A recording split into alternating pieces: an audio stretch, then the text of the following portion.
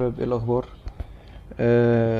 شرحت في الفيديو اللي فات توبيك 1 مادة الداتابيز. النهارده هشرح توبيك 2. اول حاجة بنتكلم عنها هنا في التوبيك ده الداتا موديل. الداتا موديل تمام هو بيديفاين how data is structured and rules it must follow. يعني ايه؟ يعني والله انا عندي انا هنا بقول له ايه، انا عندي الداتا هيبقى ليها structure معين واضح.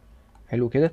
ليها مثلا يوزر، عندي كولومز معينه، آه في مثلا constraints معين، في rules معين، في مثلا يقول لك هنا ايه، والله انا عندي قيمه معينه للخانه دي، ما ينفعش تزيد مثلا عن واحد، ولا ما ينفعش تقل عن واحد، ولا تزيد عن خمسة مثلا. دي الرولز، الحاجات دي كلها بتبقى تبع الداتا موديل. في برضو الداتا موديل بينكلود او بيحتوي على اوبريشنز لايك انسيرت، ديليت، ابديت. يعني والله هاجي هنا اعمل انسيرت لديتا مثلا في الجدول، رو جديد مثلا، هحط هنا مثلا يوزر جديد، هدلت يوزر خلاص انا ما عدتش عايزه هدلته.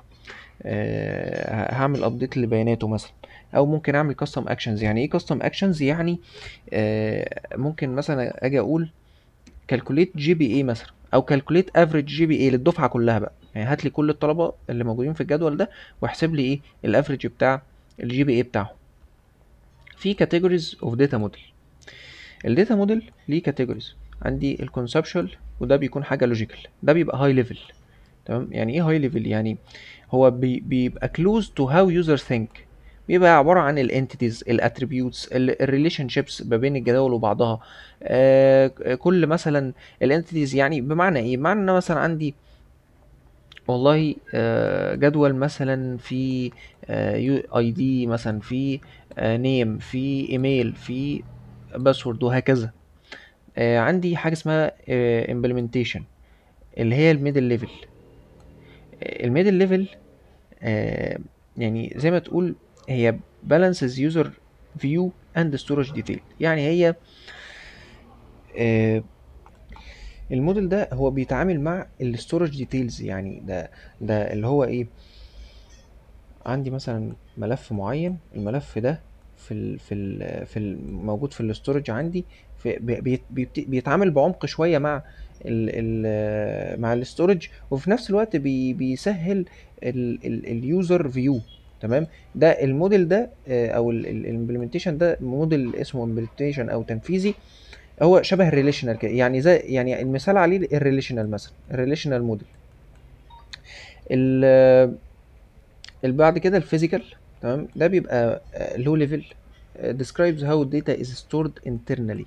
يعني والله بص، انا بقى ببتدي اتكلم بشكل يعني متعمق اكتر، او ببتدي ان انا اوصف ازاي الفايل ده تمام هيتخزن فين بالظبط في الهارد ديسك.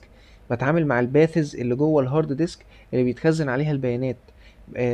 بحط مثلا الميتا داتا، بقسم الهارد ديسك. والله انا عندي هارد ديسك اهو او اس اس دي، هقسم الجزء ده كده للميتا داتا، والجزء ده كده للبيانات، البيانات نفسها، وهكذا. في حاجه اسمها سيلف ديسكرايبنج. السيلف ديسكرايبنج ده يعني حاجه زي مثلا الاكس ام ال او الجيسون. هو بيكومباين داتا اند اتس ديسكريبشن. يعني والله بص، انا مثلا عندي مثال كده الجيسون فايل اهو. بحط هنا مثلا اليوزر نيم، وبعدين اقوم اكتب اليوزر نيم ايه، واحط هنا مثلا النيم، واجي ايه، اقوم قايل النيم، وبعد كده اقفل كده، وبعدين ممكن افتح تاني يوزر تاني واقوم كاتب برضو بياناته، وهكذا، واقفل، وهكذا. ده الايه، اسمه السيلف ديسكرايبنج. ده بيستخدم يمكن اكتر في النو اس كيو ال داتابيز او النون اس كيو ال. طيب، بروس اند كونز اوف موديلز. والله انا عندي موديل اسمه هيراركال موديل، وعندي موديل اسمه نتورك. طيب، احنا قلنا الهيراركال شكله عامل ازاي؟ بيبقى عامل كده اهو، بيبقى هرمي، بيبقى كل نود ليها ممكن يبقى ليها مثلا تشايلد، وكل تشايلد ليه وان بيرنت، وهكذا يعني. طيب، هو مبين سيمبل ديزاين. يعني والله ده بسيط جدا، ما فيهوش اي حاجه ايه، ما فيهوش اي حاجه معقده.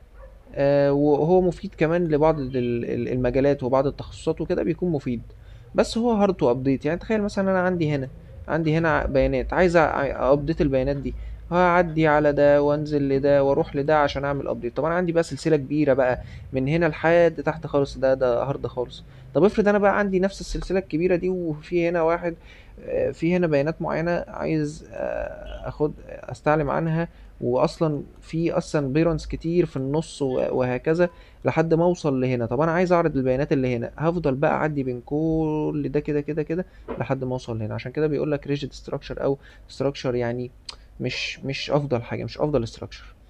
طيب لو انا عندي نتورك موديل، احنا قلنا النتورك موديل ده حلو ان هو بيبقى مش مش محكوم بالهيراركال اللي هو وان بيرنت بس، لا ده انا ممكن اصلا اكتر من بيرنت عادي جدا، وده متوصل بده وكله سايح على بعضه زي الفل. فهو بيدعم الكومبلكس ريليشن شيب. يعني تخيل انا عندي النود ده مش محكوم ان هو بيرنت او البيرنت بتاعه ده، لا ده هو معاه ريليشن شيب مع ده، ومعاه ريليشن شيب مع ده، وعنده ريليشن شيب مع ده برضه. تمام. ولكن هنا هنقول ان احنا عرض حاجه زي كده عشان اعرض اصلا النتورك، النتورك موديل ده الموضوع صعب كومبلكس معقد وبوينتر هيفي. تخيل انا محتاج كام بوينتر علشان بس اعرض ال الشبكه الصغيره اللي انا عملتها دلوقتي دي.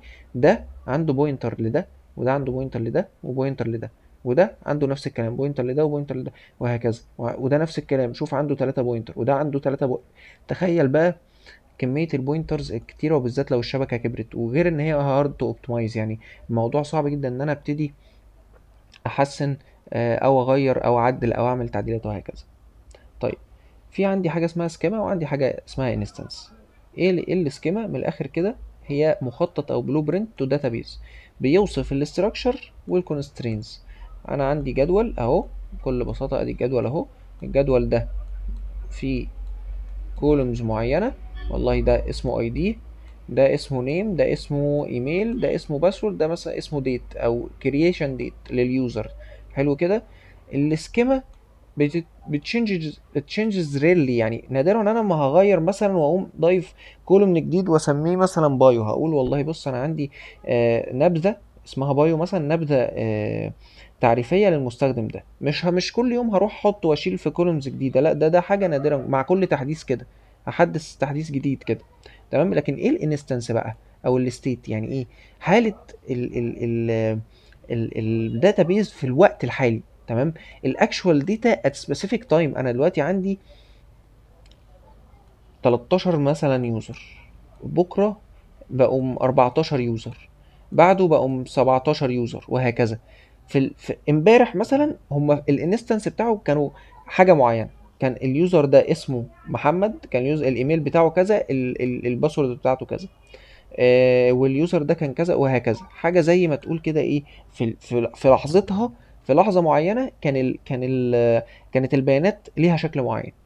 بكره الانستنت ده اتغير ليه؟ في يوزر جديد سجل، بقى عندنا بدل ال 14 بقى في 15، بقى اليوزر ده غير الباسورد بتاعه فبقى الباسورد مختلف. طب هتقولي الباسورد اصلا احنا بنخزنه مش بلين تكست، يعني مش مثلا اكتب 1 2 3 4 يظهر لي في الداتابيز، لا يعني بشفره. بس ما علينا، القيمه برضو اتغيرت. الايميل مثلا هو حب عنده ايميل جديد عايز يربطه، قام غير الايميل وبقى ايميل مختلف. تمام. فكده انا ايه؟ انا بغير في الانستنت دي، كل تعديل بيحصل في البيانات او في الداتابيز الانستنت ايه؟ بتتغير. تمام. طيب في حاجه اسمها 3 سكيما اركتكتشر. ال 3 سكيما اركتكتشر دي تكون من external conceptual internal. يعني ايه من الكلام من الاخر؟ دي layers، layer اسمها external، ولاير اسمها conceptual، ولاير اسمها internal. الاكسترنال اللي فوق دي هي من الاخر كده اليوزر فيوز. يعني ايه؟ يعني عندي صفحة ويب مثلا او بروفايل، في صورة بروفايل، في هنا اسم، في هنا يوزر نيم، في هنا ايميل بيتعرض، في هنا باسورد ممكن اغيره. دي الواجهة من الاخر كده، دي لاير اليوزر بيشوفها. لكن الكونسبشوال هي حاجة لوجيكال، الاستراكشر نفسه.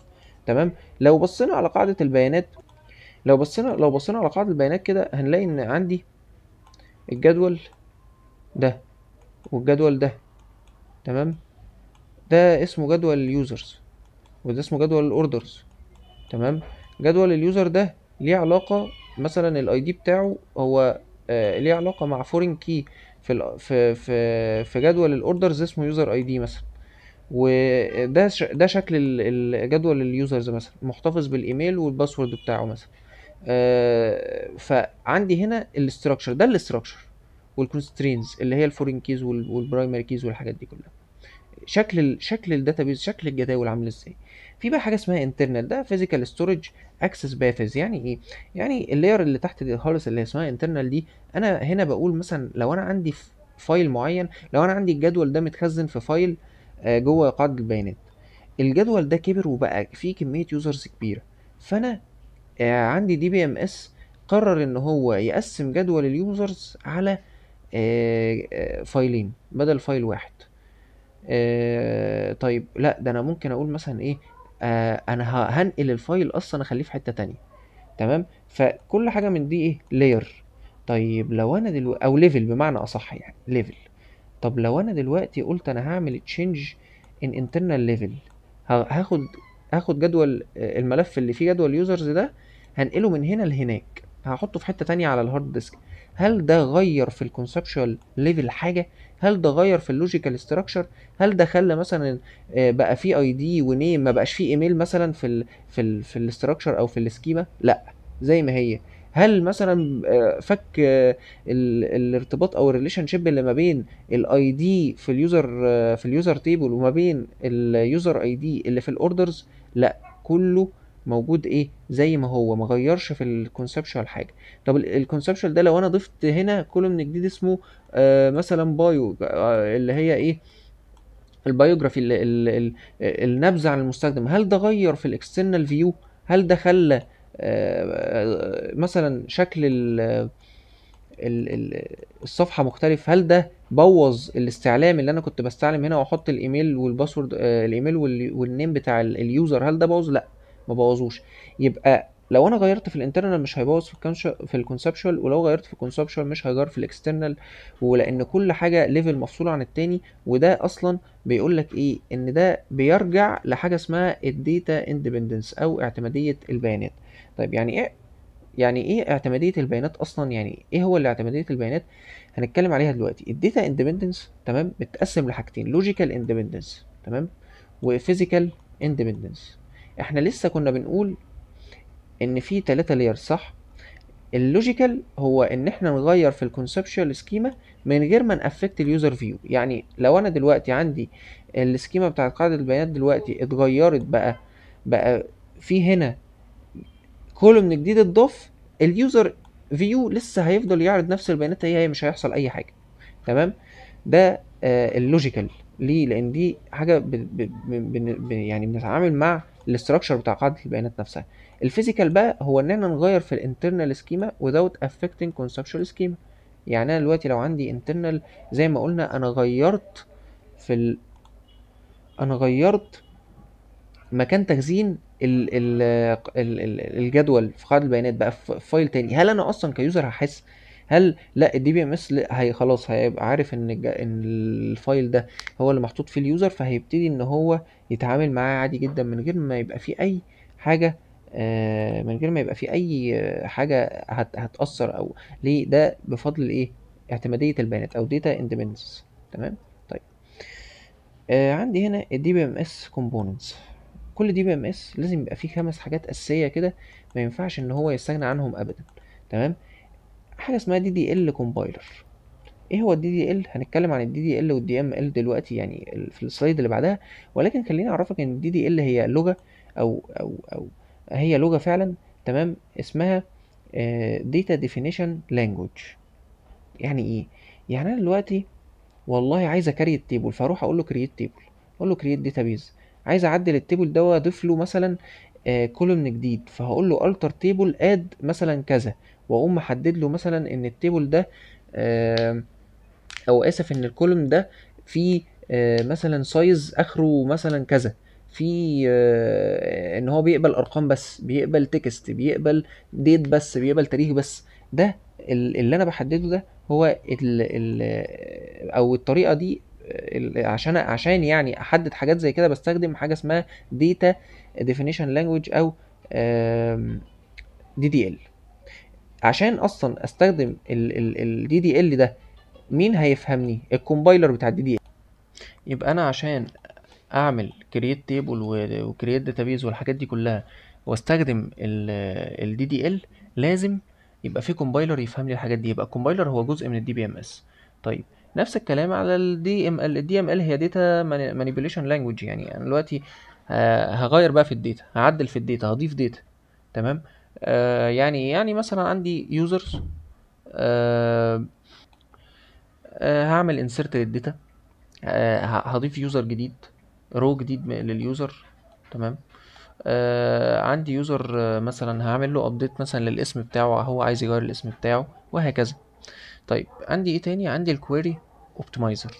الكويري اوبتمايزر هو اللي بيختار احسن طريقه يعمل اكسكيوشن للكويري ده. والله لو انا دلوقتي عندي مثلا هعمل سيلكت اول لكل اليوزرز عشان اعرضهم في مكان واحد، طب ما انا كده ايه رايك امشي بلام امشي رو باي رو؟ ما انا كده كده خلاص هسلكت ايه، هسلكت كل اليوزرز. فهنا هعمل رو باي رو مثلا. طيب همشي انا مثلا بنظام تاني، او هاجي انا مثلا استعلم استعلام تاني، اقول له بقول لك ايه، انا عايز المره دي اليوزرز اللي في كايرو بس. فهنا يقول لي طب انا معقوله ادور في 10000 يوزر علشان اجيب يوزرز من كايرو اللي هم تقريبا 500 واحد بس؟ هل معقوله اعمل 10000 ريكوست؟ لا. هنا هيقول لي ايه؟ هيقول لي انا همشي بطريقه مختلفه. هيبقى عندي اندكس، الاندكس ده مخزن فيه، انا بقول له ايه، كل الناس اللي في كايرو. تمام. حط لي الاي دي بتاعهم هنا. فاقول له مثلا الاي دي واحد، الاي دي اتنين، الاي دي مثلا 45. كل دول ناس ايه في كايرو. فيجي هو ياخد الاي دي، يستعلم عن بيانات الاي دي مباشره وهكذا. يعمل ايه؟ يعمل ال 500 ايه، ال 500 كويري بس بدل ما يمشي 10000. طب مين اللي بقى بيحدد انا همشي يعني؟ مين بقى في الدي بي ام اس، انهي جزء في الدي بي ام اس اللي بيحدد انا همشي بالطريقه الفلانيه بدل كذا؟ مين اللي بيحدد ده؟ حاجه اسمها الكويري اوبتمايزر، محسن الكويريز، او الشخص اللي او السوفت وير اللي بيتاكد انا همشي ازاي، احسن طريقه ايه هي، ويمشي بيها. في حاجه اسمها الران تايم بروسيسور، ده الشخص بقى اللي هو ايه مسؤول. بيجي الكويري اوبتمايزر خلاص ياخد يقول له انا همشي بالطريقه الفلانيه، فيجي الران تايم بروسيسور يعمل اكسكيوت للكويري بقى بالطريقه اللي هي اللي الكويري اوبتمايزر حددها. وبيعمل حاجه برضو اسمها اكسكيوت للترانزاكشن. عشان نعرف الترانزاكشن يعني بكل بساطه، انا ببتدي ترانزاكشن كده. تمام. واقوم حاطط مجموعه من الانستراكشنز او الكويريز وانهي الترانزاكشن. طيب جيت انا في النص ده يعني الكويري ده تم، والكويري ده تم، والكويري ده تم، وده ما تمش. الترانزاكشن بيعمل ايه؟ بيقول لي يا باشا بص اعمل رول باك بقى، وكل ده كده كانه ما حصلش، ما تنفذليش حاجه من دول. ده الترانزاكشن بيستخدم في حاجات كتيره، منها الترانزاكشنز الماليه، اللي هو مثلا انا بعت فلوس من واحد لواحد، طب الفلوس هنا اتخصمت وهنا ما اتضافتش مثلا لاي سبب، فمش هخصمها من الشخص اللي انا ايه بعت له. فدي الترانزاكشنز بكل بساطه. ستورد داتا، الداتا بكل بساطه الستورد داتا مانجر. الستورد داتا مانجر بكل بساطه هو الشخص اللي بيهندل الديسك انبوت اند اوتبوت، وبيهندل الاستورج. زي ما قلنا انا عندي ملفات، الملفات دي والله بكتب فيها كل البيانات اللي في جدول اليوزرز. طب والله انا مثلا ايه جدول اليوزر كبر اكتر واكتر، فانا محتاج اضيف له ملفات تانية. هو بقى الشخص ده المسؤول عن ان هو ايه يعمل كل الحاجات دي. تمام. طيب عندي هنا الدي ام اس لانجويجز. كنا لسه بنتكلم عن الدي دي ال والدي ام ال ايه هما. تمام. عندي اللانجوج هما اتنين، الدي دي ال والدي ام ال. بكل بساطه هو ده اسمها داتا ديفينيشن لانجوج. هو بيديفاين داتابيز ستراكشر وبيقول له والله اعمل لي جدول. طيب الجدول ده هيكون فيه كولومز كذا وكذا وكذا، هيكون فيه فورين كي مع جدول تاني، الجدول ده عباره عن كذا وكذا وكذا، الداتابيز هيكون ليها اسم كذا، التيبل ده هيكون ليه اسم كذا. هو ده اللي بيديفاين الاستراكشر او السكيما بتاعت ايه، بتاعت قاعده البيانات. اما الدي ام ال هي الداتا مانيبيوليشن لانجوج، اللي بيريترايف اند موديفاي الداتا. عندي جدول خلاص، انا مش بقول الجدول شكله عامل ازاي، خلاص هو بقى موجود دلوقتي، فانا هستخدم لغه تانية علشان ابتدي اقول والله اعمل ابديت لليوزر نيم بتاع اليوزر اللي الاي دي بتاعه كذا. والله اعمل لي ديليت لليوزر ده عشان انا خلاص ما عدتش محتاجه. والله اعمل لي مثلا سيلكت واعرض لي بيانات اليوزر الفلاني. هو دي مهمة الايه الدي ام ال او الداتا مانيبيوليشن لانجوج. الدي ام ال نفسها اصلا ليها نوعين. تمام، في هاي ليفل اللي هي ديكلاراتيف. دي زي عندنا مثلا الاس كيو ال، بستخدم الاس كيو ال علشان اديكلير او سبيسيفاي وات تو ريترايف. ما بروحش اقول له بقول لك ايه اعرض لي الداتابيس كلها. ما اروحش مثلا اقول له ايه اعرض لي مثلا اليوزرز كلهم. لا، ده انا بحدد له بقول له بص اعرض لي اليوزرز اللي فين، اللي في اسكندريه. فمش هيمشي ريكورد باي ريكورد، ده هيروح يدور في اندكس وهيمشي بطريقه معينه. من الاخر كده انا بحدد له وبديله وير، بديله ايه، بديله حاجه اسمها وير دي كلوز او بيسموها شرط، بديله شروط. لكن اللو ليفل او البروسيجرال بتريترايف الداتا ريكورد باي ريكورد زي ما هي كده يا باشا. بص زي ما هي كده، حطها كلها. ما بت ايه ما بيعملش ما بيمشيش بطريقه ذكيه يعني. في انترفيسز، تمام. انترفيسز الواجهات دي ليها انواع. لو انا والله عندي دي بي ام اس وجواه بيانات، فانا محتاج انترفيس ايه تتكلم يعني تجيب لي البيانات دي. هعرضها ازاي، هتعامل معاها ازاي؟ اكيد لازم في انترفيس. عندي اول نوع اسمه ستاند الون. عارف الكوماند لاين او سي ام دي او الباور شيل اللي احنا بنفتحه مثلا ونتعامل مع اللينكس او الويندوز او كده. هو برضو حاجه شبه كده، بيبقى لوحه او كوماند لاين كده. ببتدي انا احط له الكوماند وهو يجي ايه ينفذه ويعرض لي النتيجه وهكذا. مثلا مثال على ده حاجه اسمها اس كيو ال بلس. طيب انا عندي بقى حاجه اسمها امبيدد. الامبيدد ده هو بيبقى عباره عن اس كيو ال انسايد لغه من لغات البرمجه زي سي او جافا او كده. تمام. آه فلو انا مثلا عندي كود جافا اهو، وفي النص هقوم حاطط له اس كيو ال كوماند واكمل الكود عادي جدا وسط الكود. ليه؟ علشان ابتدي ان انا بعد ما الداتا دي تتنفذ يبتدي بقيه البرنامج يشتغل ويمشي عليها ويحللها او يستخدمها او يعرضها او كده. طيب دي الطريقه ايه اسمها امبيدد. يعني جوه الكود بحط اس كيو ال كود او اس كيو ال كويريز. في حاجه اسمها بروسيجر كول او بمعنى اصح هي اي بي ايز. من الاخر هي اي بي اي. ده مثال جي دي بي سي، واو دي بي سي ده مثال تاني عن اي بي ايز اللي هي يعني حاجه كده زي ايه، زي سوفت وير او طريقه الاي بي اي اللي انا بتعامل بيها مع قاعده البيانات. من الاخر كده بيبقى انا عندي واجهه مستخدم مثلا ايا كان هي ايه، واروح انا مثلا عندي قاعده البيانات اهي جوه سيرفر، فببتدي انا اكلمه تمام عن طريق اي بي اي بطريقه معينه ليها طريقه معينه، واكلمه ويروح هو مرجع لي الداتا عن طريق نفس الاي بي اي.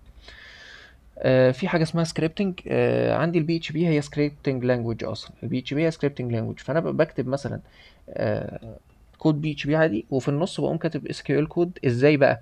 بقوم حاطه في مثلا فانكشن هي مخصوصه للموضوع ده اسمها ماي اس كيو ال اي في البي اتش بي مثلا.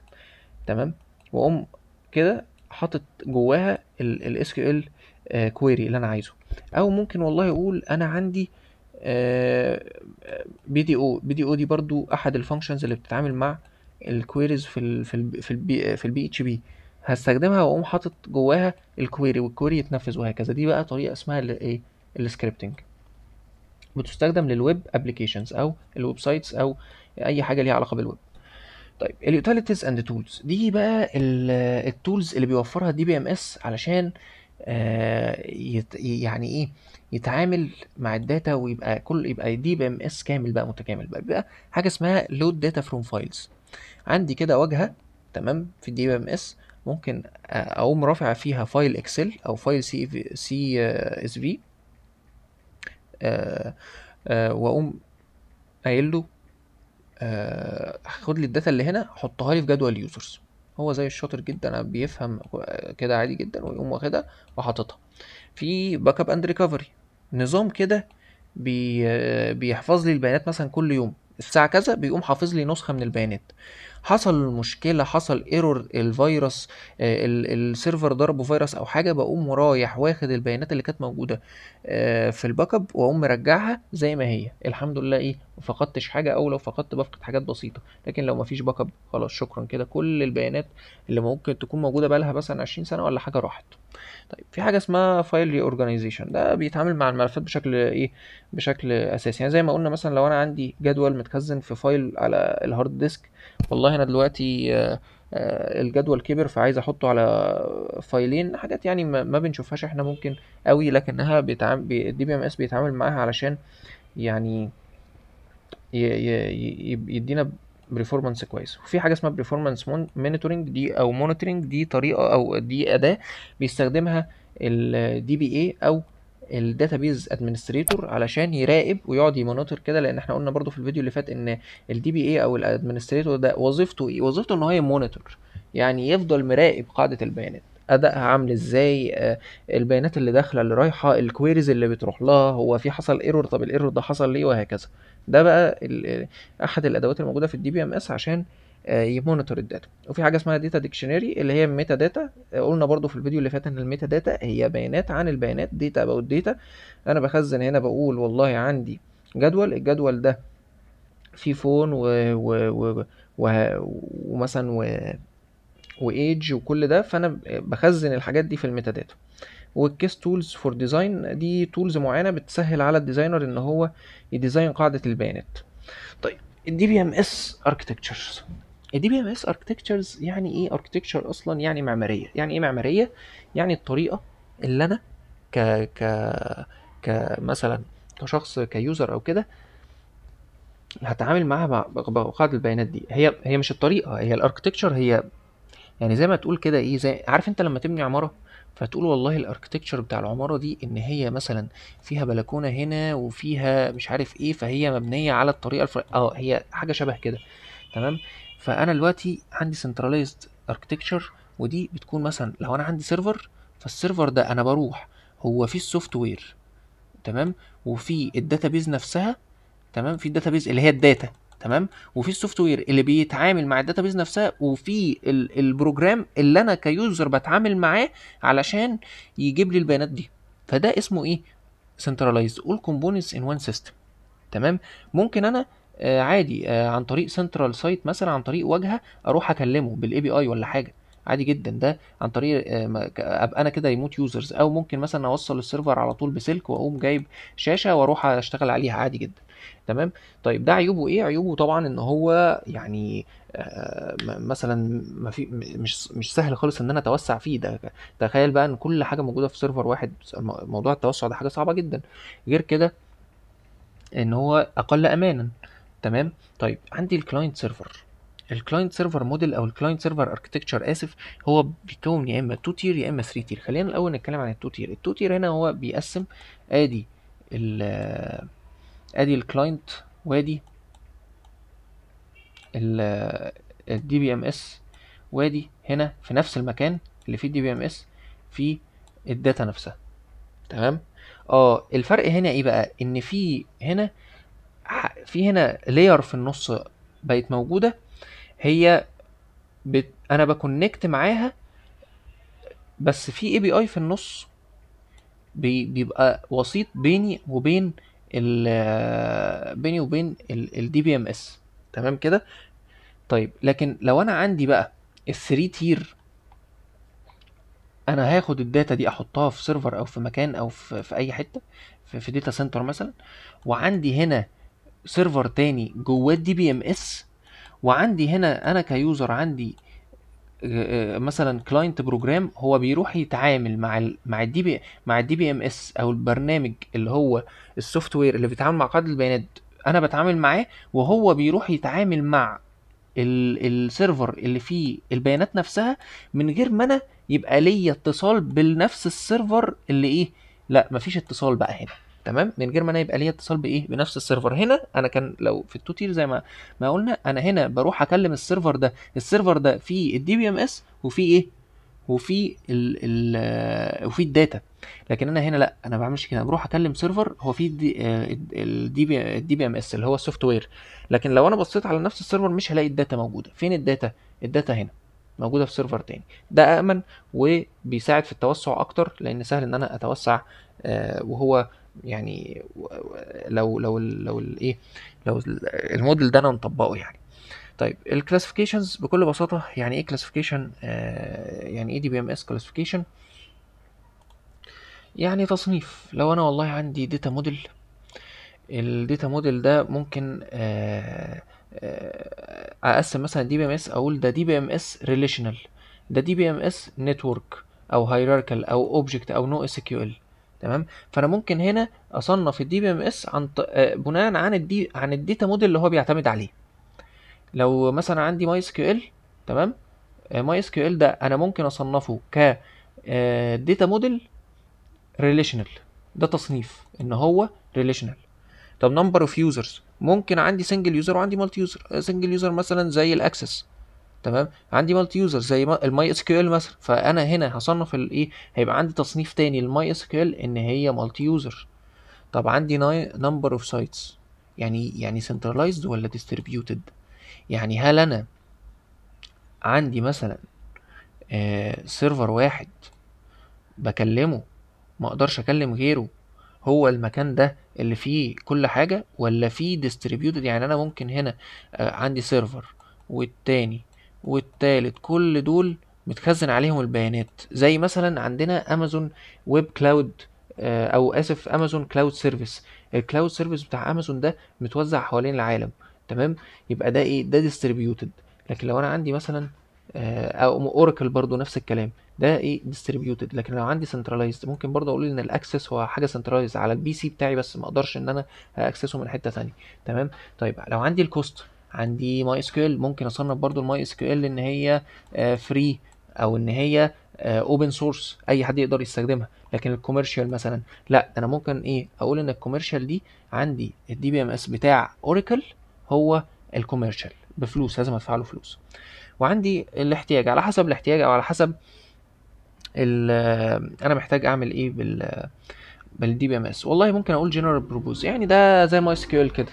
انا ده سيستم جنرال معتمد على الجداول، شخص ريليشنال بقى بيعتمد على الجداول. لكن في حاجه اسمها سبيشال بروبوز بقى، ده اللي هو زي ايه، زي الايرلاين سيستم مثلا. هو دي بي ام اس مخصوص بس علشان الايرلاينز كومبانيز تستخدمه. انا كيوزر مثلا عندي ستور اونلاين مش هحتاجه في حاجه، ملوش لازمه بالنسبه لي. تمام. عندي جي اي اس مثلا، جيوغرافيكال انفورميشن سيستم، انا محتاج مثلا خريطه في الخرايط بتاع جوجل وكده، هل دي ليها داتابيز ريليشنال زي الماي اس كيو مثلا؟ لا، دي ليها دي ليها سيستم دي بي ام اس مخصوص للخرايط. فدي برضو حاجه من كده. طيب الانفيرتد اندكس، الانفيرتد اندكس هو used for fast full text search. هو من الاخر كده لو انا عندي تكست كامل، عندي مقاله كامله كبيره جدا جدا جدا، هروح انا مثلا جوجل، تخيل جوجل بيروح يقرا المقاله ويخزنها عنده، ولما المستخدم يروح يعمل سيرش مثلا، فبيبقى عنده مثلا مليار مقاله، بيروح يسيرش في مقاله من دول؟ لا، فبيعمل حاجه اسمها inverted index.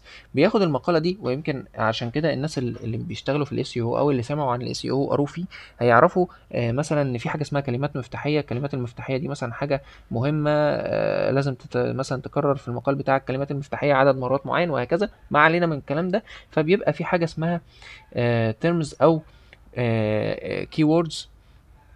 باخد انا مثلا عندي المقال ده كله، بروح انا اقول ايه ده، المقال ده فيه كلمة وينتر، المقال ده فيه كلمة مثلا سمر، المقال ده فيه كلمة كار، المقال ده فيه كلمة كذا. باخدش كل المقال، انا باخد بقى ايه، باخده بناء عليه بحط اندكس لكل كلمة من دول. فاجي اقول والله انا عندي مقال الاي دي بتاعه 110 بيحتوي على كلمة وينتر، ونفس الكلام الاي دي بتاعه مثلا 104 بيحتوي على كلمة وينتر. وبناء عليها بقى اخد الترم ده، ولما اجي اسيرش على الترم ده مش هسيرش جوه الفول تكست، لا، ده انا هسيرش جوه الاندكس، واخد ايه، واخد المقال كامل لما اتاكد ان هو في الترم ده عن طريق الايه، عن طريق الاندكس. تمام. طيب نبتدي نحل بقى. طيب هنبتدي نحل. بسم الله الرحمن الرحيم. واتس داتا موديل ان دي بي ام اس. هل الداتا موديل ده بروجرامينج لانجويج؟ لا. ازاي الداتا موديل بروجرامينج لانجويج يعني؟ هل هو a set of tools for backup؟ لا طبعا. التولز فور باك اب هو جزء من الدي بي ام اس، بس مش الموديل، مش الداتا موديل. هو concept to describe database structure and constraints. ايوه. ليه؟ لو تفتكر من ضمن الامثله اللي انا خدتها عن الداتا موديلز هي الهيراركال او الريليشنال.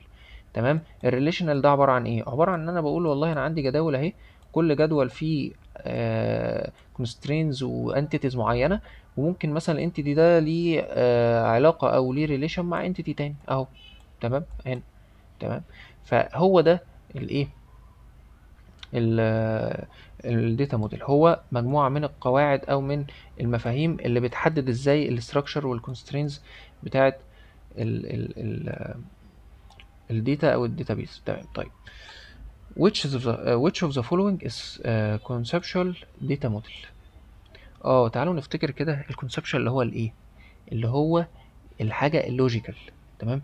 احنا قلنا ان الاكس ام ال هو، لو رجعنا كده فوق، تمام، ال...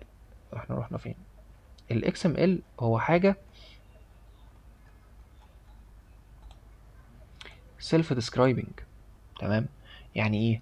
يعني بيكومباين الداتا مع بعض، يبقى ايه؟ يبقى مش كونسبشوال، مش لوجيكال. تمام. طيب هل الريليشنال موديل، تعالى كده نبص، ال الكونسبشوال ده، تمام، كان حاجه هاي ليفل، هاي ليفل خالص، يعني حاجه كده كلوز تو هاو يوزرز ثينك. تمام. ليه؟ لان هو بيستخدم الانتيتيز والاتريبيوتس والريليشن شيبس. فهل هو الريليشنال؟ ده الريليشنال بيستخدم حاجه زي كده. طيب لو واحد مركز شويه يقول لي ده انت قلت ان الامبلمنتيشن اصلا هو مثال عليه الريليشنال. ايوه صح، انا قلت كده فعلا ودي حقيقه. ليه؟ الريليشنال، تمام، هو يعتبر الاثنين. تمام. لان هو بيتعامل مع الستورج ديتيلز وبيتعامل مع الانتيتيز والاتريبيوتس والريليشن شيبس. تمام. طيب انا عندي الفايل سيستم اكيد هو مش داتا موديل، والاندكسنج برضو مش داتا موديل. طيب يبقى الاجابه ريليشنال. طيب uh, which model uses parent child relationship in a tree structure؟ لو نفتكر احنا قلنا النتورك هو عبارة عن ايه؟ عبارة عن مجموعة هو عادي جدا من النودز اهي، ولكن النودز دي هي ممكن عادي كلها تبقى متصلة ببعض بشكل معقد جدا، هي نتورك من الاخر يعني عادي جدا. تمام. فلا هي مش دي، مش تري، ومش بيرنت اند تشايلد. هي عادي ممكن يبقى في واحد يبقى ليه 100 بيرنت. طب هل الريليشنال؟ لا، ده احنا قلنا الريليشنال عبارة عن جداول، وكل جدول ليه انتيتيز ومش عارف ايه كده، وفي هنا علاقات مع كل حاجة. لا يبقى مش ده. طيب هل هو الهيراريكال؟ هو الهيراريكال. ليه بقى؟ لان انا قلت ان الهيراريكال هو حاجه هرميه، بيبقى شكل شبه التري كده.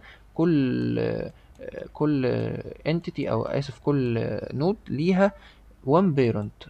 ما ينفعش ايه، ما ينفعش اكتر من كده. هل هو الاوبجكت اورينتد موديل؟ لا، هو ملوش علاقه خالص بالايه، بالاوبجكت اورينتد موديل.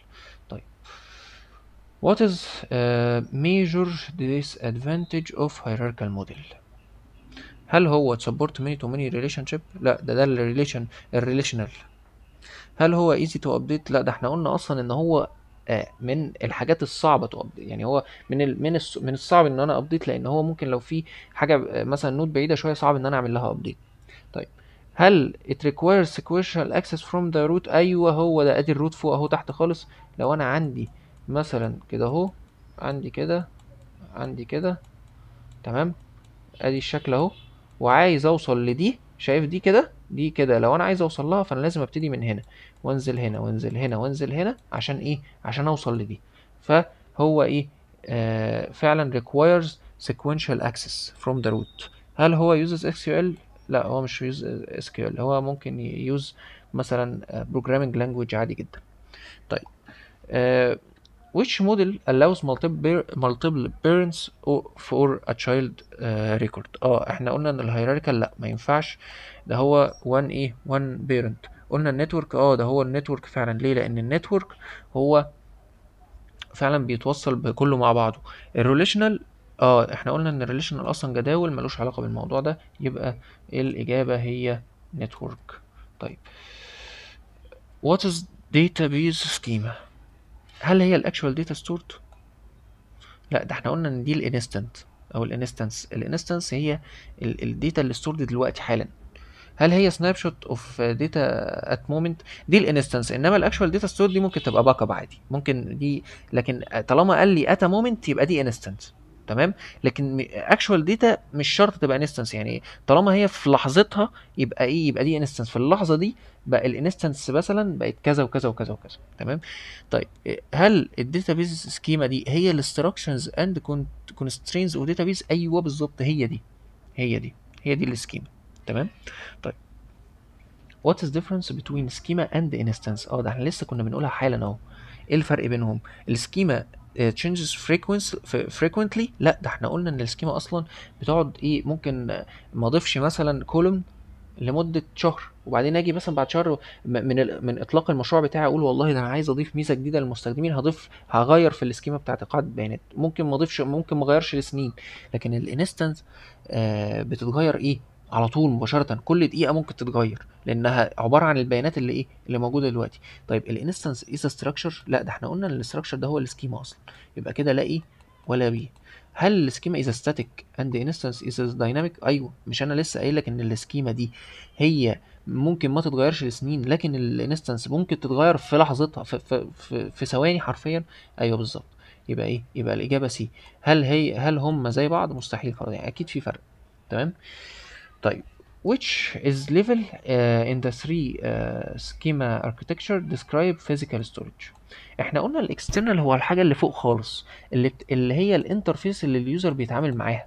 قلنا الكونسبشوال هي السكيما بتاع قاعده البيانات، اللي هي من الاخر شكل الجدول عامل ازاي، وشكل والريليشنز والانتيتيز والحاجات دي. وقلنا ان الانترنال هو ايه بقى، هو الفيزيكال ستورج، هو الايه، الجزء اللي بيتعامل مع الفيزيكال ستورج. تمام. اللي هو بيقول لك الملفات دي مثلا ممكن اخد الجدول ده احطه في ملف، ممكن اغير الملف، ممكن اقسمه على اكتر من ملف، هو ده الانترنال. تمام. اللوجيكال طبعا يعني ملوش علاقه اصلا بالموضوع، هما دول بس اللي ايه، هما دول الثري سكيما اركتكتشر اساسا. طيب what is logical data independence؟ اعتماديه البيانات المنطقيه اللوجيكال ايه هي؟ changing in internal schema. احنا لسه قلنا ان الانترنال مش لوجيكال. تمام. انت خد بالك ان الكونسبشوال لو انا عملت تغيير فيها يبقى ده ايه، يبقى ده لوجيكال داتا اندبندنس. ليه؟ لان هي مش هتاثر على الاكسترنال. تمام. لكن لو عملت تغيير في الانترنال ده مش هيأثر برضو في الكونسبشوال. ليه؟ لان انا عملت هنا تغيير فيزيكال، الفيزيكال مش هيأثر على الكونسبشوال، واللوجيكال مش هيأثر على الاكسترنال. فالانترنال سكيما دي مش هتأثر على الانترنال سكيما اللي هي الفيزيكال، مش هتأثر على الايه، الكونسبشن. لا غلط، الجزء ده اسمه فيزيكال. يعني لو انا شلت دي كده كده اهو، وحطيت لك قلت لك فيزيكال داتا اندبندنس، هتبقى الاجابه ايه. لكن طالما انا قلت لك لوجيكال يبقى changing in conceptual schema without affecting external، هي دي الايه، هي دي اللوجيكال. تمام. changing data without affecting schema، اصلا دي جمله مش واضحه، يعني affect changing انهي داتا، هل تقصد الداتا اللي جوه البيانات اللي جوه الجدول؟ طب ما كده كده ده اللي بيحصل، ده ملوش علاقه بالاعتماديه. لو انا غيرت مثلا، عملت كان عندي يوزر غيرت الاسم بتاعه، ده هيأثر في السكيما؟ الطبيعي اصلا ان هو ايه، مش هيأثر في السكيما. changing hardware without affecting software، لا برضو الموضوع ملوش علاقة بينا خالص خالص خالص. طيب what does query optimizer do؟ احنا لسه قايلين ان هو الشخص اللي بيعمل choose the best ايه execution. تمام. اللي execute SQL query ده احنا برضو لسه قايلين ان هو الران تايم بروسيسور، وان الكويري هو اللي بيكسكيوت احسن يعني بيست اكسكيوشن بلان. المانج يوزر اكونتس ده سيستم تاني. اللي بيستور ميتا داتا ده مين؟ ده الستور داتا مانجر اللي بيهندل الديسك اند اي او ستورج والحاجات دي كلها. طيب which language is used to define database structure. هل هي DML؟ لا، افتكر ان DML هي data manipulation language، يعني انا بعمل تعديل، بعمل تلاعب في البيانات، بغير البيانات. تمام. هل هي الاس كيو ال؟ دي الكويري لانجوج نفسها اللي هي اصلا جزء منها الدي ام ال والدي دي ال. تمام. هل هي الدي دي ال؟ هي الدي دي ال داتا ديفينيشن لانجوج، انا بعمل ديفينيشن، بديفاين شكل الداتابيز عامل ازاي. هل هي ال HTML؟ لا مستحيل، اصلا ال HTML هي هايبر تكست مارك اب لانجوج، يعني من الاخر كده هي لانجوج او يعني مارك اب لانجوج، يعني مش ديفينيشن لانجوج ولا اي حاجه ليها علاقه بالبيانات. هي بتحدد شكل الاستراكشر بتاع الويب بيج، اصلا حاجه بعيده عننا خالص، ملناش دعوه يعني احنا هنا بنتكلم في داتابيز، هو ال HTML بتتكلم في الويب بيجز والحاجات دي، بتوصف للبراوزر الاستراكشر بتاع الصفحه او الموقع هيكون عامله ازاي، فده ملوش علاقه بينا خالص. which interface allow SQL commands inside C or Java. ده احنا لسه كنا بنتكلم عن الموضوع ده، كنا بنقول ان الستاند الون هو الكوماند لاين اللي ممكن اكتب فيه SQL commands، تمام، ويروح ينفذها لي ويوريهاني كده زي السي ام دي. اما الامبيدد هو ان انا ادخل الاس كيو ال كوماندز جوه لانجوج ايه، جوه لانجوج بروجرامينج لانجوج زي السي والجافا. يبقى هي الاجابه ايه؟ يبقى هي الاجابه امبيدد. الناتشرال لانجوج يعني اللغه الطبيعيه او السبيتش، لا مالناش دعوه بالكلام ده خالص، ايه ملوش علاقه بينا. طيب يبقى الاجابه امبيدد. تمام، الاجابه بتاع ده امبيدد. What is the rule of ODBC؟ احنا قلنا ال ODBC هي مثال ل ال API بتاع ال Database Access. تمام. طيب دي الإجابة. تمام. طيب which architecture adds a middle layer for business logic؟ طيب عندي ادي layer اسمها client layer، ادي layer اسمها middle layer، وادي layer اسمها الداتا layer اللي هي الثيرد layer خالص، اللي هي بيبقى فيها البيانات. اللاير دي بتبقى الميدل او اللي في النص او الوسيط، اللي بتعمل ايه؟ بيبقى فيها الدي بي ام اس او الداتابيز مانجمنت سيستم اللي بيتعامل مع ده. يبقى الميدل لاير اللي في النص ده الميدل لاير، دول اسمهم ايه؟ 3 تير. ليه؟ لان هم مكونين من 3 اهو. يبقى الإجابة إيه؟ يبقى الإجابة 3 تير. تمام. يبقى what is inverted index used for؟ ال inverted index بيستخدم ليه؟ هل sorting data؟ لا، هو ملوش علاقة بال sorting data خالص. full text search، بالظبط، احنا لسه قايلين اصلا ان مثلا عندنا جوجل ما بيجي يسيرش، ما بيروحش مثلا يسيرش في المليار ارتكل او مليار